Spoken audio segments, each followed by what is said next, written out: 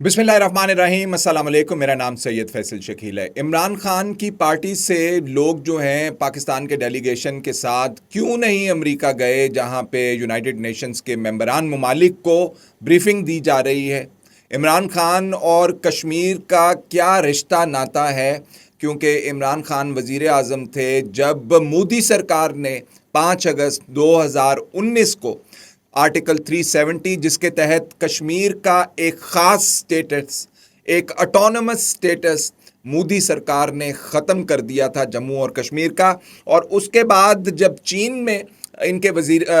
Foreign minister गए तो चीनियों का इसके ऊपर क्या रिएक्शन था। इमरान खान साहब, जनरल बाजवा साहब चीन गए ये मामला लेकर के, इंडिया ये क्या कर रहा है देखें ज़रा। तो वहाँ पे शी जिनपिंग जो थे प्रेसिडेंट, उन्होंने इनको क्या कहा, इस हवाले से गुफ्तगू। और साथ साथ जो ब्रीफिंग चल रही है आजकल, जिसमें बिलावल भुट्टो जरदारी साहब बड़ा तगड़ा एक डेलीगेशन जो लेकर गए हुए हैं,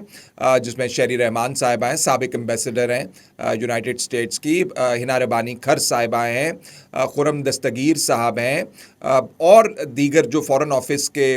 ऑफिशल्स हैं वो हैं। क्यों है ना जी, खुरम दस्तगीर साहब भी है ना जी, प्रोड्यूसर साहब कह रहे हैं। मैंने कहा जी गलती ना हो जाए। तो ये बहुत तगड़ा एक डेलीगेशन है जो ब्रीफिंग दे रहा है। तो वहाँ पे पीटीआई की एब्सेंस जो है उसके ऊपर लोग सवालात उठा रहे हैं। तो जो इसके जवाबात दिए जा रहे हैं वो भी मैं आपको बताता हूँ, लेकिन पहले कश्मीर की कहानी से शुरू करते हैं। जब इमरान खान साहब गए, चाइना गए, और उनके साथ जनरल बाजवा साहब भी चाइना गए, तो ये जो मैं आपको बात बता रहा हूँ कोट अन कोट, ये इंडिया के बड़े तगड़े तगड़े जो एनालिस्ट हैं ये वो बात कर रहे हैं कि अब कश्मीर का मामला जब मोदी साहब ने ख़त्म कर दिया, इंडिपेंडेंस उसकी, ऑटोनमस स्टेटस, वहाँ पे तमाम कर कम्युनिकेशंस लाइंस किल कर दी, और वहाँ पे 5,000 फौज थी, पता नहीं 7,000 कर दी, 9,000 कर दी, भर दिया उस खित्ते को पूरी फौज से, ताकि रिएक्शन कोई ना आए। बच्चों के दूध पीने का जो था पाउडर वो भी ख़त्म हो गया, लोग दूध नहीं पिला सक रहे थे, गोलियां लोगों को मारी गई, इंटरनेट ख़त्म कर दिया गया, फ़ोन लाइनें जो हैं वो ख़त्म कर दी, लोगों के पास खाने पीने के लिए ख़त्म हो गया, सामान वगैरह बाहर नहीं निकलने देते थे। हम भूल जाते हैं ना, याद नहीं रखते जो जो मुजालिम कश्मीर के अंदर मोदी सरकार ने ढाए। और ये तमाम काम उन्होंने यूनाइटेड नेशंस की सिक्योरिटी काउंसिल्स की जो रेजोल्यूशन थी उसके खिलाफ किया था। अच्छा, अब जब ये हुआ तो फिर पाकिस्तान के अंदर खुलबली तो मची, लेकिन एक सोच थी, लेकिन एक ऑब्जर्वेशन थी कि इमरान खान और जनरल बाजवा जो है उसके ऊपर मुंह भींच के बैठ गए थे आराम से, पीछे होकर रिलैक्स करके, उन्होंने खास इसके ऊपर जोर नहीं डाला। लेकिन दूसरी साइड स्टोरी की ये है कि चाइना जब तशरीफ लेके गए जनरल बाजवा और इमरान खान साहब, तो वहाँ पे शी जिनपिंग साहब ने उनको कहा कि आप डेवलपमेंट के ऊपर ज़रा पाकिस्तान की जोर दीजिए, मुनासिब वक्त के ऊपर कश्मीर का मामला आपका चाइना हल करवा देगा, ये बात की जा रही है। और अब जो पाकिस्तान और इंडिया की जो जंग हुई है, जिसके अंदर अगर आप दोनों ममालिक के हुजम देखें और दोनों ममालिक के वसाइल देखें, और उसके बावजूद पाकिस्तान का जो जवाब है इंडिया को वो देखें, तो आपको पता चल जाता है कि पाकिस्तान अब इस पोजीशन के अंदर आ चुका है कि आराम से बिठा दे इंडिया को, मुंह तोड़ जवाब दे। बल्कि अब पूरी इंटरनेशनल कम्युनिटी के अंदर कश्मीर का मामला जिस तरह उठ के सामने आया है, पहले ये नहीं हुआ था। और अब ये कहा जा रहा है कि भारत जो है फंस गया। भारत को जो है, जो जम्मू और कश्मीर का स्टेटस रिवोक किया था, अब उसको उनको रिवर्स करना पड़ेगा, या यूएन की रेजोल्यूशंस माननी पड़ेंगी, या बातचीत करके पाकिस्तान के साथ मसाइल का हल करना पड़ेगा। और आप जब बार बार मुल्क के अंदर और मुल्क के बाहर कश्मीर की आवाज़ें सुनते हैं तो ये खाली खुली नहीं है। जब field marshal general Asim Munir बार बार कश्मीर का इशू लेकर सामने आते हैं तो ये खाली खुली सियासत के लिए नहीं है। चीन का मामला अब हल होने का वक्त आया हुआ है। 1 साल से लेकर 1.5 साल का अरसा पाकिस्तान, इंडिया, साउथ एशिया के अंदर बहुत ही अहम डेवलपमेंट्स का अरसा होगा।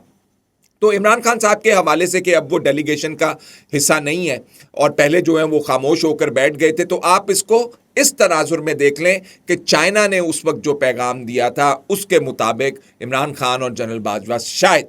अमल कर रहे थे और कोई काम नहीं कर रहे थे। अब इमरान खान साहब अगर नहीं है, इंटरनेशनल कम्युनिटी या यूनाइटेड नेशंस के मेंबरान को, ममालिक को जो ब्रीफिंग दी जा रही है, तो उसके अंदर सबसे ज़्यादा जो बात कही जा रही है वो ये है कि एक तो इमरान खान साहब जो थे, उनकी पार्टी ने, हुकूमत जब ब्रीफिंग बुलाती थी इन मामलात के ऊपर, इंडिया के एग्रेशन के ऊपर, तो ये जाते नहीं थे। फिर जो ट्वीट्स करते थे वो मामला सामने था। और अब जो है, कहाँ वो जाके लेकर जाएं, इनको खदशा ये है कि वहाँ पे जाके इमरान खान साहब के ही रिहाई के हवाले से कोरोना वोना ना शुरू कर दें, कोई अब नारेबाजी ना शुरू कर दें, कोई बाहर सड़क के ऊपर निकल के कोई जो है झंडे वंडे लहरा के सड़क बंद कर दें, इस खदशे के बायस ये नहीं लेकर जा सके। अब ज़रा जो बिलावल भुट्टो साहब का डेलीगेशन वहाँ पे काम कर रहा है जी, उस हवाले से थोड़ा सा मैं आपको ब्रीफ कर दूँ कि जो पाकिस्तान ने एक नया जो डॉक्ट्राइन है या जो नई फ़िलॉसफ़ी है, जिसका ज़िक्र जनरल साहिर शमशाद मिर्ज़ा साहब ने शंग्रीला के अंदर जो जिक्र किया था, international institute of strategic studies के अंदर, जहाँ पे इंडिया के चीफ ऑफ डिफेंस स्टाफ भी आए हुए थे, अनिल चौहान साहब, जहाँ पे उन्होंने माना कि हमारे जहाज़ गिरे हैं। वहाँ पे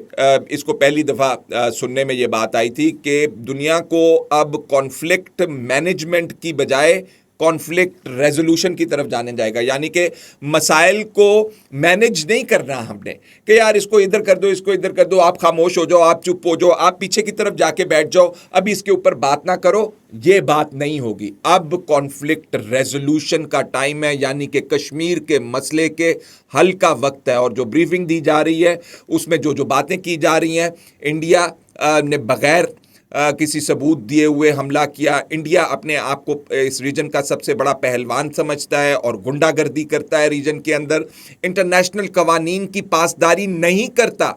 और ये तमाम बातें जो हैं अब इंटरनेशनल कम्युनिटी को बताई जा रही हैं। पानी रोकने का मामला ये बहुत अजीब व गरीब कहानी है। और अगर आप किसी को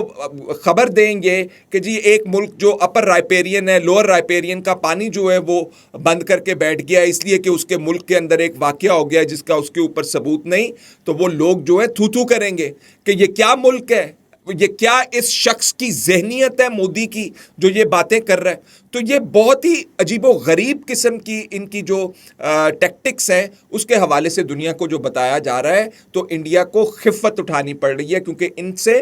कुछ बन नहीं पड़ा। भाग दौड़, अपना पूरा मीडिया इस्तेमाल कर दुनिया के अंदर भाग। अब यूरोपियन यूनियन वालों ने जो इनको जवाब दिया है उसके ऊपर सीख पा हो रहे हैं। अब यूरोपियन यूनियन वालों ने इनको कहा है कि आप इंटरनेशनल कवानीन की पासदारी करें, आप जंग को बढ़ावा देने से बाज रहें, आप जो है शवाहिद इकट्ठे करें। उसके ऊपर तन बदन में आग लगी हुई है एक कि जनाब आली हमें जो इंटरनेशनल कम्युनिटी कह रही है ये, और ऊपर से डोनाल्ड ट्रंप साहब ने जो तड़का लगाया हुआ है कश्मीर का,